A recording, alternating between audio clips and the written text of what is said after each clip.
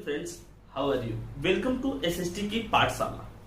और आज की क्लास में हम लोग डिस्कस करने वाले हैं state government, role of state government, जो क्लास 7 का पोर्शन है आपका, उसके साथ साथ बहुत सारे कंपटीशन में भी रिक्वायर्ड पोर्शन है। इसको जैसा कि हम लोग हर वीडियो को मैक्सिमम कोशिश करते हैं 2 या हिस्ट्री का कोई वीडियो रहा तो उसमें 5 to 6 पार्ट में कवर करने का। 2 पार्ट में इसको कंप्लीट कवर कर लिया जाएगा। पार्ट 1 इसका हम लोग कर चुके हैं प्रीवियस संडे को, और इसमें हम लोग पार्ट 2 के बारे में डिस्कस करेंगे। पार्ट 2 में हम लोग जानेंगे स्टेट गवर्नमेंट्स, उसमें एमएलए के बारे में जानेंगे, एमएलसी के बारे में जानेंगे कि कैसे एमएलए चूज होते हैं या कैसे एमएलसी चूज होते हैं। इन सारे रिक्वायर्ड जो फीचर्स है इसके बारे में हम लोग सुटेबल आज की क्लास में डिस्कस करने वाले हैं। ठीक है, तो चलिए आइए डिस्कस करना स्टार्ट करते हैं। अब सबसे पहली क्या बात हो जाती है कि आपको रिप्रेजेंटेटिव चाहिए, क्योंकि इंडिया एक डेमोक्रेटिक कंट्री है। तो किस तरह के रिप्रेजेंटेटिव चाहिए? रिप्रेजेंटेटिव आपको स्टेट लेवल पे एमएलए चाहिए, एमएलसी चाहिए, और स्टेट लेवल का सबऑर्डिनेट होता है लोकल गवर्नमेंट। तो वहां पे भी आपको ग्राम पंचायत में रिप्रेजेंटेटिव चाहिए, मुखिया, ठीक है, पंचायत सचिव चाहिए, जिला पार्षद चाहिए। अब यहाँ पे क्वेश्चन है कि कंस्टिट्यूएंसीज किसको बोलते हैं? कंस्टिट्यूएंसीज का मतलब वो स्पेसिफाइड एरिया जहां पर एमएलए पार्टिसिपेट करता है स्टेट गवर्नमेंट के लिए, स्टेट गवर्नमेंट के रिप्रेजेंटेटिव के रूप में, और कंस्टिट्यूएंसीज ही होता है जहां पे एमपी पार्टिसिपेट करता है सेंट्रल गवर्नमेंट के लिए। लेकिन दोनों के पीछे डिफरेंस क्या है याद रख लीजिए। अगर एक सेंट्रल गवर्नमेंट के एमपी का कंस्टिट्यूएंसी से स्पेसिफाइड एरिया जहां से वो पार्टिसिपेट करता है, तो एक सेंट्रल गवर्नमेंट के एमपी वाले सीट्स में नियर अबाउट 7 to 10 एमएलए की कंस्टिट्यूएंसीज होते हैं। कंस्टिट्यूएंसीज का मतलब होता है एरिया जहां पे पार्टिसिपेट करे, सेंट्रल गवर्नमेंट में एमपी और स्टेट गवर्नमेंट में एमएलए। तो अगर एक एमपी का कंस्टिट्यूएंसी है तो उसमें नियर अबाउट कितने 7 to 10 एमएलए का कंस्टिट्यूएंसी होता है। ठीक है, अब यहाँ पे पॉइंट है particular area from which all the voters living there choose their representative, यानी कि वो स्पेसिफाइड एरिया जहां पे सारे वोटर्स रहते हैं और वो वोटर्स क्या करते हैं, अपने रिप्रेजेंटेटिव को चूज करते हैं। 2 बात। फर्स्ट पॉइंट है कि जो आपके वोटर्स होते हैं वही चूज करते हैं एमपी को, वही वोटर्स चूज करते हैं एमएलए को, और वही वोटर्स चूज करते हैं ग्राम पंचायत या अर्बन एरिया के जो म्युनिसिपल कॉर्पोरेशन होती है, म्युनिसिपैलिटीज होती है उसको। तो जो गवर्नमेंट को चूज करने के लिए अलग अलग लेवल्स पे अगर एक ही वोटर्स हैं तो जो गवर्नमेंट होती है वो सेम सिटीजन पे रूल करते हैं।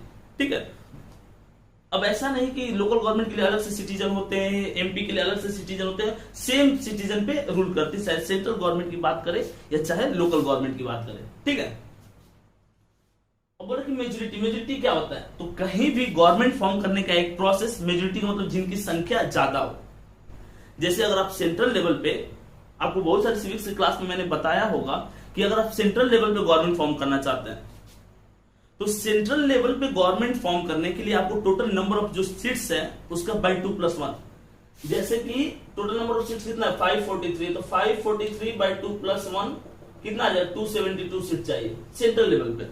ठीक है, स्टेट लेवल पे क्या होता है कि ये जो आंकड़ा है, ये जो डेटा है नंबर ऑफ एमएलए की, हर स्टेट में उसके पॉपुलेशन के वाइज चेंज होता है।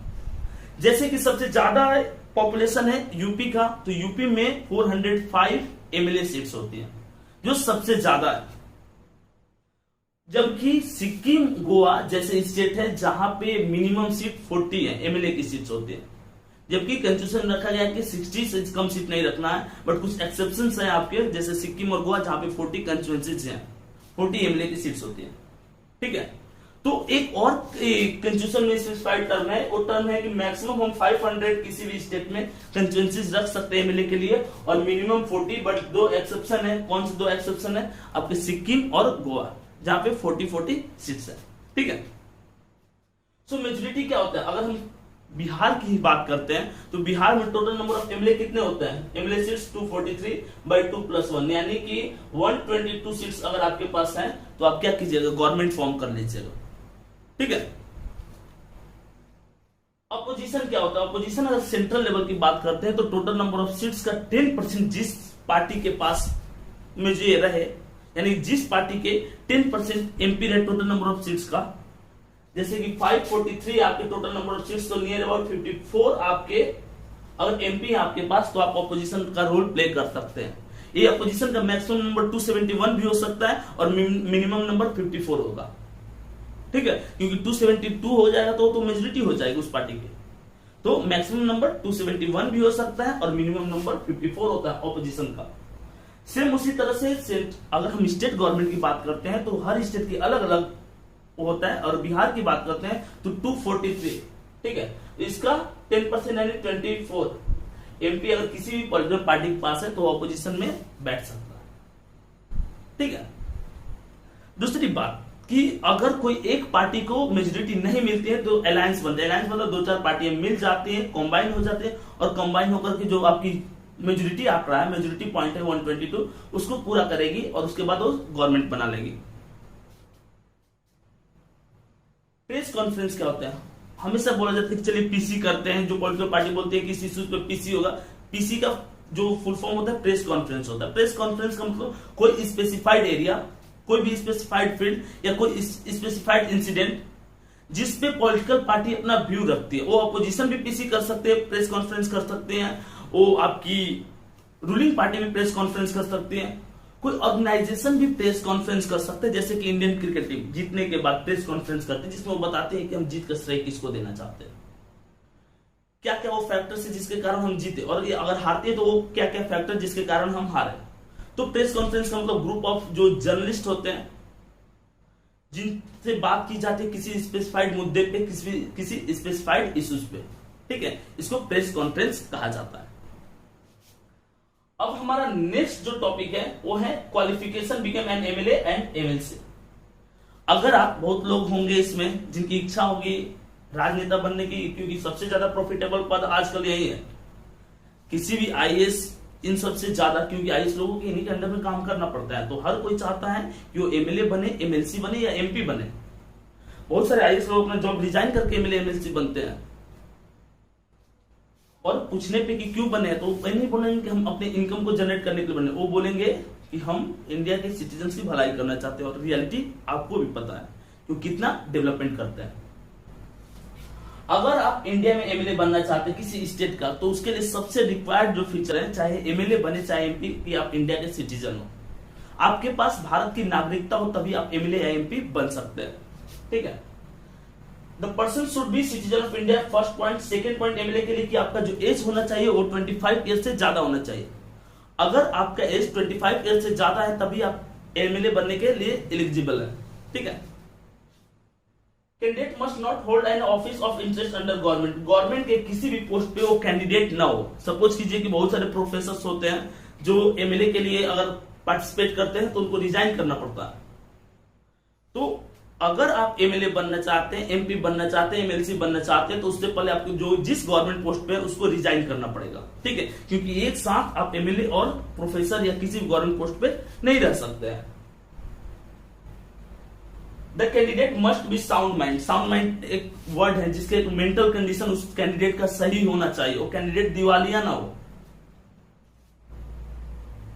यूनिवर्सल एडल्ट फ्रेंचाइज जो होते हैं वो वोटर्स होते हैं जो 18 ईयर से ज्यादा होते हैं, जो पार्टिसिपेट करते हैं इलेक्शन में। यूनिवर्सल एडल्ट फ्रेंचाइज कौन होते हैं? वही वोटर्स होते हैं जो इलेक्शन में पार्टिसिपेट करते हैं, वही चूज करते हैं अपने रिप्रेजेंटेटिव को, स्टेट लेवल पर भी, सेंट्रल लेवल पर भी और लोकल लेवल पर भी, ठीक है। अब ये तो एमएलए हो गया।